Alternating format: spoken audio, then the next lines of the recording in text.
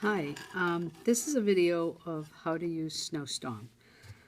A lot of people ask about how to use Snow Storm, and they ask different techniques like this one, which I'm going to show you. I don't know if you can see it, but how it's feathered out. If you can see how the snow on the Santa's hat, it looks like it's just kind of feathered out, and a lot of people asked how to do that. So on a smaller scale here, I'm going to show you how to do that. This is the Snow Storm. It's NTG 9554. You want to stir it up good. And the way I put on Snow Storm is I don't do coats. It's thick. If you can see it, it's a very thick consistency. I literally take like this round brush here, or you can use a square brush, whatever you want. But if you can see how I'm tapping it on there, I'm blobbing it. I am not brushing it on. This is how thick it's going to be. Do you see how it's dripping on? It's very thick. That's how you want the snowstorm. Now the snowstorm can be dipped into clear glaze or not dipped. Either way will work. It doesn't make too much of a difference. It will still be textured either way you do it. Now you can see how heavy that is. Now I'm going to show you what I did to feather it out. Now I turn it upside down, and I take just a small brush that has like a lino type brush. This is a little big, a small liner brush, but I used a bigger one on the bigger plate, but this is a small piece. So, and then I just pull it out. It's so thick, I put it on so thick, so I'm able to pull it out, and I pull it out all different ways. If you can see this, just lightly, and I go different ways just to make it look like fur. I mean, that was the question. How did you get it to look like fur? This is all I did, was to pull it out.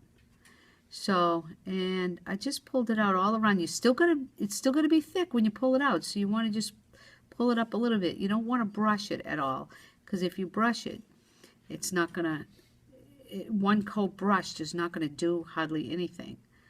As you can see, I'm gonna do it on this side too. So you can see I'm pulling it out, and it's still very thick.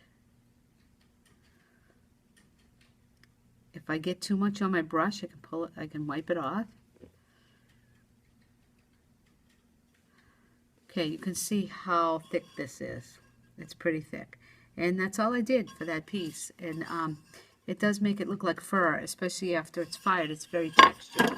The other thing that Snow Storm is great for, well, let me finish this here, where now even for the little fur ball on the end of the hat, as you can see, I'm blobbing it on very thick, kind of heavy.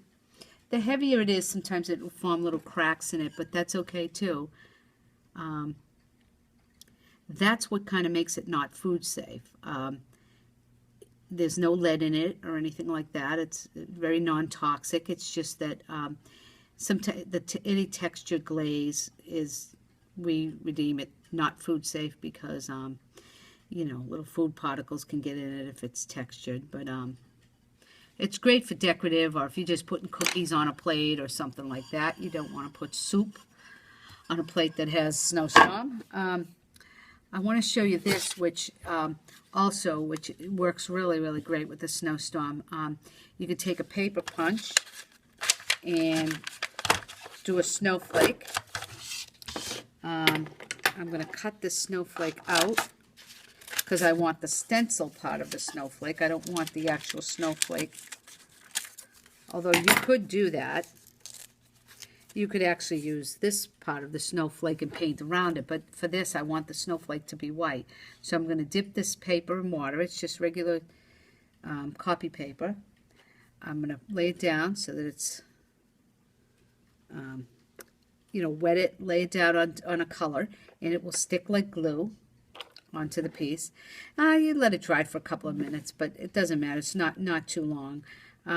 Once it's dry, I'm going to do it a little bit wet, but this will be fine. I'm going to pile the snowstorm on top of this. Let's see if you can see this. Heavy, like I said. And I'm going to let it dry.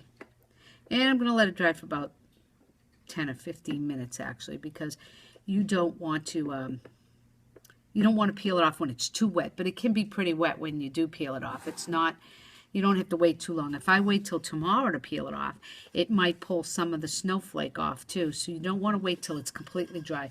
Don't let it wait like a day or two. You want to peel it off when it's maybe after about 10 minutes. This is a piece that I did with the snowstorm, and it's just blue with all those snow flakes on it. And you can see they're textured. So it really holds detail very well. The snowstorm works very nice, and it covers even over black. You want to put it on heavy, like I said, but it will even cover. You could have did this black and put the snowflakes on it. It will come out nice. So this is still pretty wet, but I'm going to pull it up anyway. Let's see if I don't have a pin around here, so I'm just going to pull it up with my fingernail. Now, I'm going to pull this up and see. It may be too wet, but let's just take a look.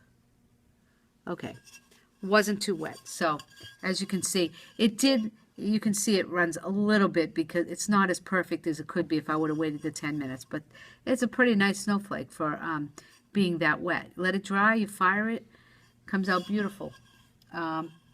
Anyway, that's the snowstorm.